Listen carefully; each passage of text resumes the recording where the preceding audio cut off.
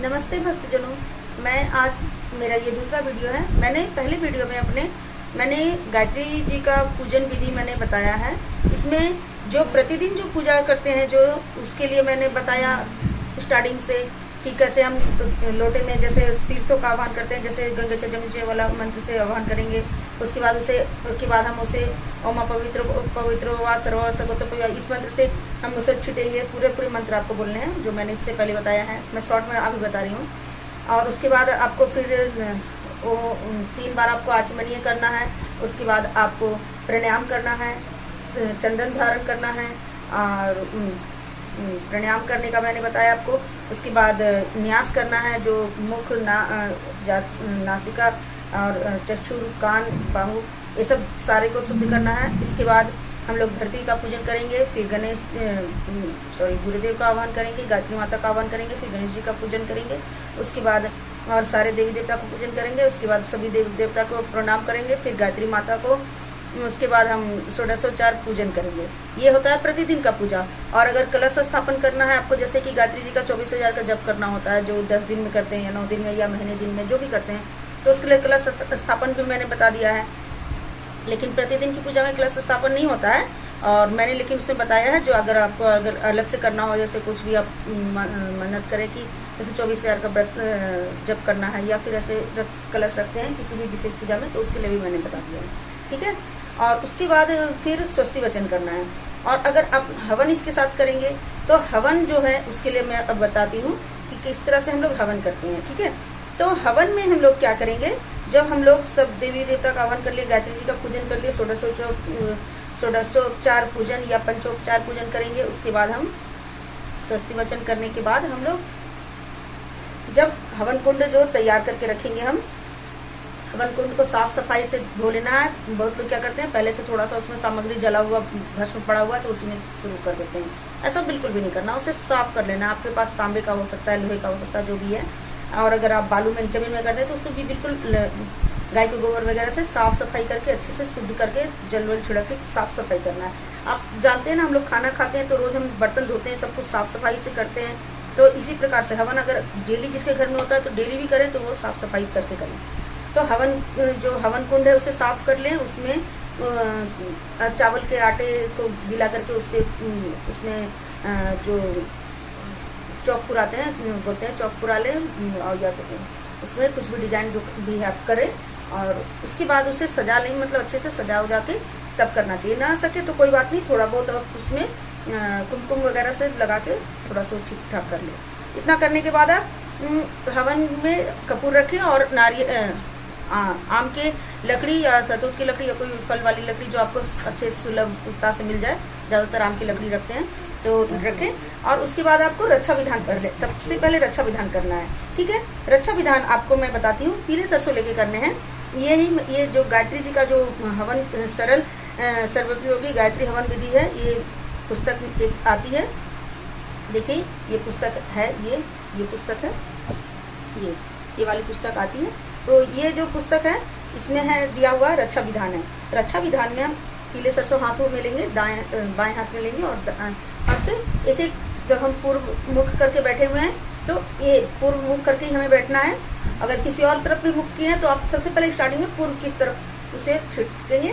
उसके बाद इस तरह से अग्निकोण में, और फिर ये दक्षिण, और ये नैऋत्य कोण, पश्चिम अपने पीछे में, वायव्य कोण ये हो गया, उत्तर दिशा जो ये हाथ के सीधे में हो गया, और फिर उत्तर के बाद हो गया ईशान कोण।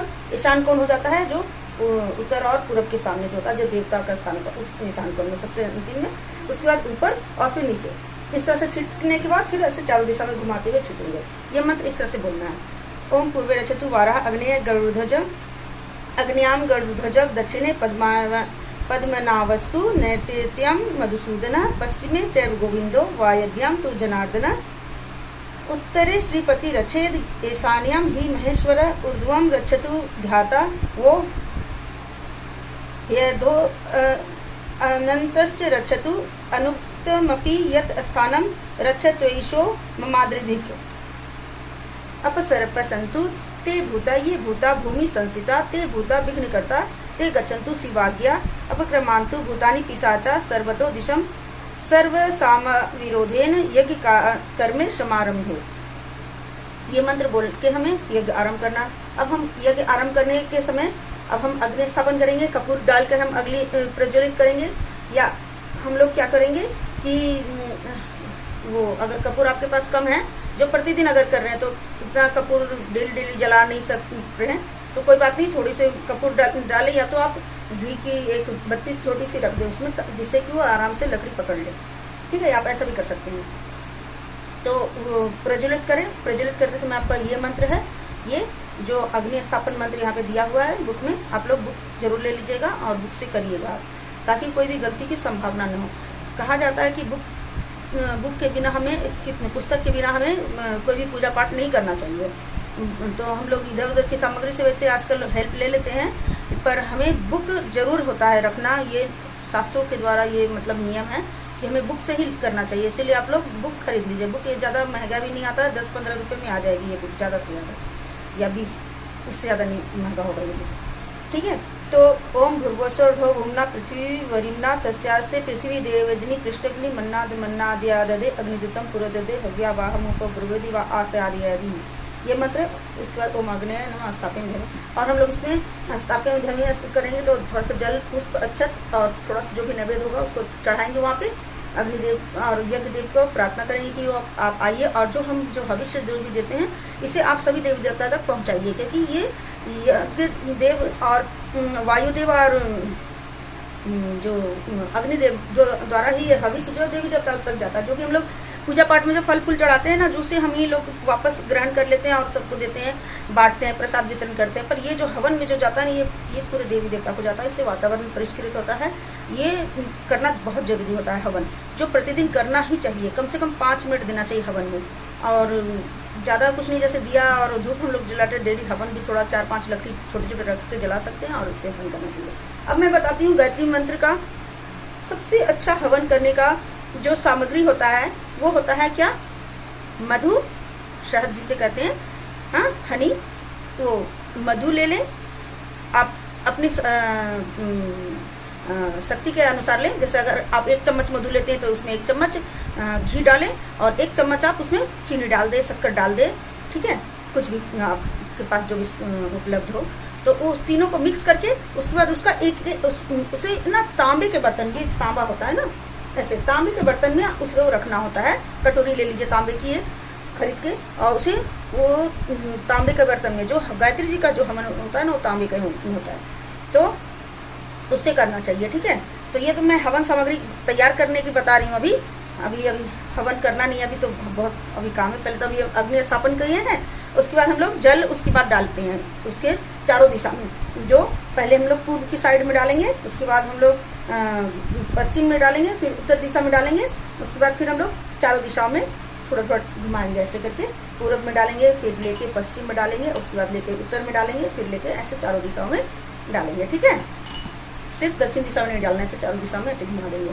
तो इस तरह से इसमें क्या होता है ना कि जो ये मंत्र बोलते हुए एक एक बार डालेंगे। ओम आदित्य अनुमनस्व, पूर्व में डाल देंगे।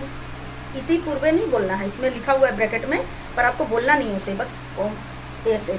ओम अनुमते, ओम अनुमते अनुमनस्व, ओम सॉरी इधर मैंने कर दिया।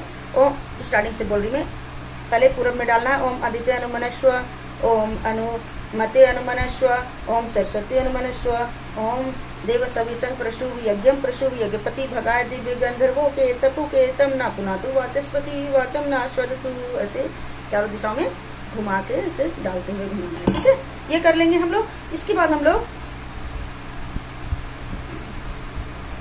लोग क्या करते हैं, और भी इसमें बहुत सारी विधियाँ दी हुई है। जैसे हम जो भी है 4 संविधा जो होती है उसमें से निकाल के हम लोग डालते हैं। हाँ, तो ये इसके भी 4 मंत्र दिए हैं। 4 संविधा मतलब 4 आप उसी में से ले लें, जो भी आपके आम की लकड़ी है, या तो आपने जो हविष्य से जो तैयार किया उसमें से आम की लकड़ी 4 को आप डालें, जो भी उसको घी में लगा के 4 बार डालें। और एक एक मंत्र है, ये 4 मंत्र दिया है, 4 आप लकड़ियाँ उसमें डालें, ये करिए।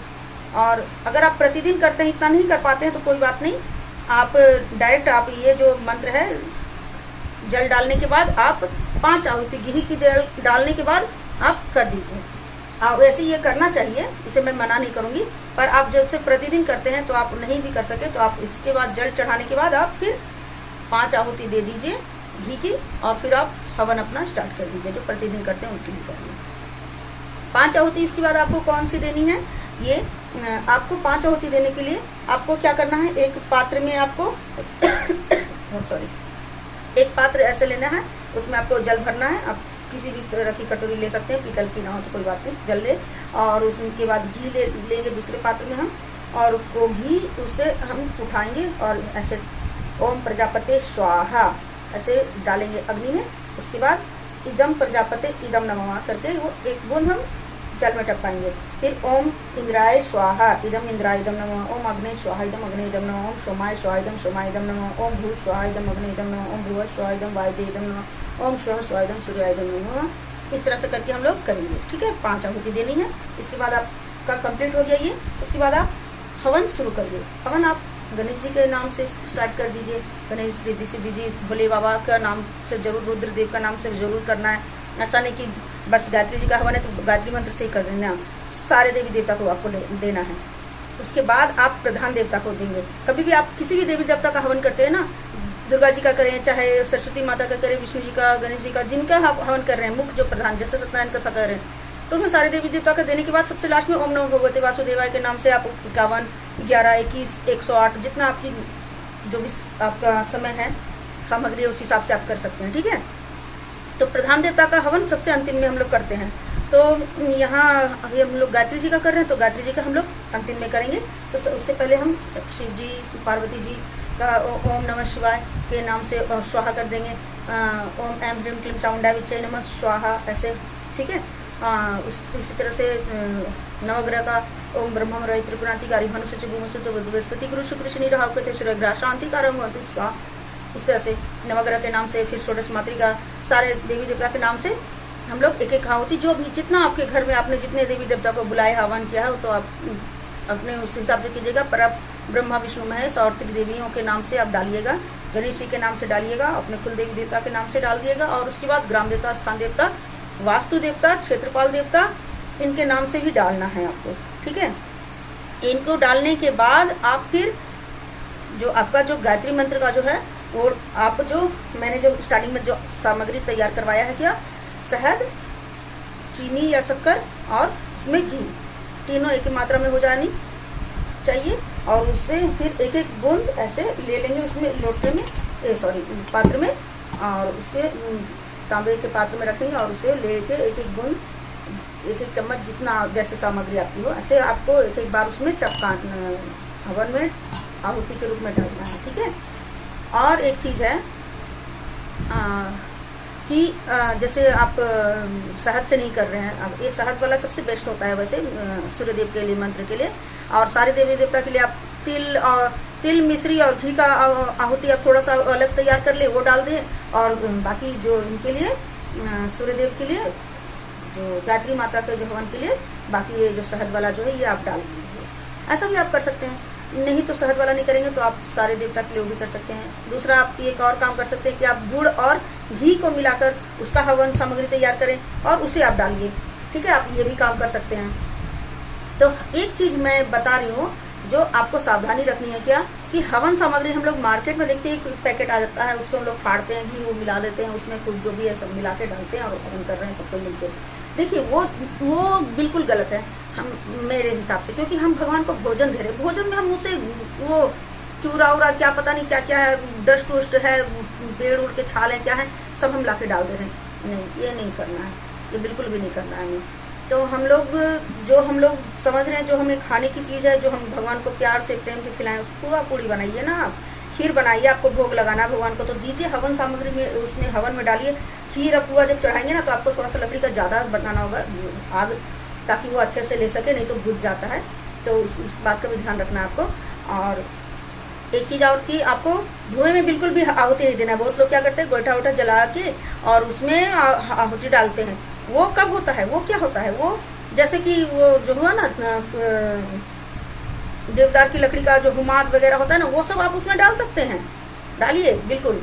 वो होता है धुना के लिए घर में, उसमें से भी बहुत अच्छी शुद्धि होती है, वो अलग चीज़ है। पर आप जब ये जो हवन जो भगवान को जो कर रहे हैं जो तो इसमें आप जब तक आग प्रज्वलित नहीं होगी, जीव नहीं निकलेगा, मतलब वो आग में, मतलब वो तो उसके बिना आपको हवन नहीं, आहुति नहीं डालनी है। बिल्कुल आग अच्छे से प्रज्वलित होना है, उसी में आपको डालना है धुआं वगैरह जो भी आप डाल रहे हैं।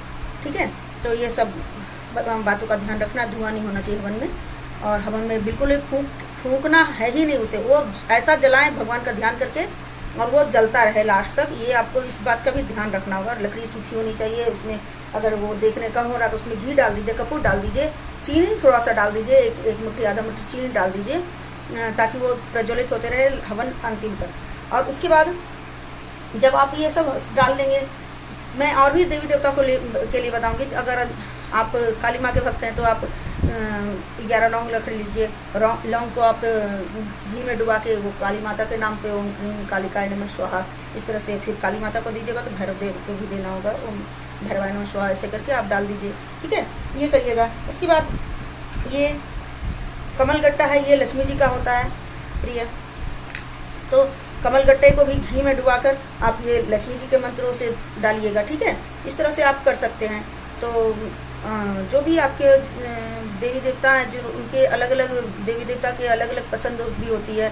जैसे गणेश जी के लिए शहद होता है, शहद की गणेश जी के मंत्र जो गणपति नमः स्वाहा करके गणेश जी को शहद की आहुति दी जाती है, शहद टपकाया जाता है। ठीक है, इस तरह से किया जाता है। तो हर देवी देवता के लिए एक नहीं होता है। और आप लोग बिल्कुल भी ये चूरा उरा लेके, जो चूरा जो होता है, जो हवन सामग्री जो मिलती है मार्केट में, उसका प्रयोग आप बिल्कुल भी मत करिए। आप ये सोचिए कि हम भगवान को भोजन करवा रहे हैं। हाँ, हम लोग क्या वो चूरा खा सकते हैं? नहीं ना, तो भगवान कैसे खाएंगे? भगवान तो नहीं खाएंगे ना, वो नहीं करना है हमें। आप सफ़ेद तिल लीजिए, मैंने जैसे ये थोड़ा सा रखा है सफ़ेद तिल यहाँ दिखाने के लिए। देखिए ये है सफ़ेद तिल। सफ़ेद तिल में आप चीनी और घी मिला के आप कीजिए हवन, या तो आप काला तिल लेते हैं तो उसे भी। और हाँ, आपको 3 बार धोना है, जो भी आप सामग्री ले रहे हैं 3 बार धोना है। एक बात और मैं बता दूं कि लोग कहते हैं कि क्या तिल लेने हैं, उसका आधा जो चावल, उसके आधा जौ, ये सामग्री मिक्स करके आपको चलाना है। तो ठीक है, आप ले सकते हैं, पर ये कब लेते हैं? जब बहुत बड़ी मात्रा में जब हवन पूजन होता है, बहुत लोग होते हैं, तो वहाँ इतनी तिल की व्यवस्था करने में मतलब ज़्यादा महंगा होता है ना तिल। तो उसमें क्या करते हैं, सामग्री की मात्रा बढ़ाने के लिए चावल और जौ को मिलाने का है। पर ऐसे नहीं, अगर आप घर में कर रहे हैं, आपकी सामर्थ्य है, तो क्या 1 चम्मच आप चीनी डालिए, 1 चम्मच आप सफ़ेद तिल डालिए और आधा चम्मच उसमें घी डालिए। आपका इतना सामग्री तैयार हो जाएगा, जो कि आपके 10, 15, 20 आहुति देने के लिए पर्याप्त है। आप डेली का इतना कर सकते हैं। ठीक है, जैसे भगवान को डेली आप भोग लगा रहे हैं, कटोरी में इतना प्रसाद चढ़ाते हैं, इसी तरह से इतना आप हवन में चढ़ाइए। तो ये होता है हवन, जो भगवान इससे तृप्ति लाभ करते हैं। तो आप ये सब ध्यान रखिए। आप अगर और समर्थ हैं तो आप उसमें मेवा का प्रयोग कीजिए। छुआड़ा, किशमिश, जो काजू होते हैं और मखाने होते हैं, वो बहुत प्रिय होते हैं देवी देवता को, वो आप उसमें तिल में मिक्स करके उसको चढ़ाइए भोग। और भी आपकी सामर्थ्य है, केसर उसमें डालिए, अच्छी अच्छी चीज़ें डाल सकते हैं। जितना आप जैसी जता शक्ति तथा भक्ति होती है ना, तो ये सब कर सकते हैं आप। तो अगर आपको मेरा वीडियो अच्छा लगे तो इसे लाइक शेयर जरूर कीजिएगा। और जो भी मैं इसके बाद में मेरा जो तीसरा वीडियो मैं भी बनाने जा रही हूँ, वो कल अक्षय तृतीया है, उसके लिए मैं बता रही हूँ जी महालक्ष्मी जी का पूजन व्रत कैसे करना है। और लक्ष्मी जी को प्रसन्न करने का मैं बहुत ही अच्छा, एक सरल और अच्छा तरीका बताऊँगी, जो कि बहुत ही ज़्यादा कारगर होता है। और जो भी, ये तो बोलने वाले हम तो कुछ है नहीं, तो भगवान के ऊपर है। भगवान को तो हाथ जोड़ ले, भगवान जिस पे प्रश्न हो जाए, तो भगवान तो दिल जानते हैं ना। हम लोग तो बोलेंगे इतनी बड़ी पूजा कर लेंगे तो हमारी क्या भगवान सुन लेंगे? नहीं, भगवान तो दिल से सुनते हैं। अब भगवान ही जाने कौन किसके सुने। पर हाँ, मेरा काम है बताने का तरीका मैं बताऊँगी। इसके बाद वाला जो वीडियो मैं उसमें आपको लक्ष्मी जी के पूजन के बारे में बताऊँगी। जय माता दी।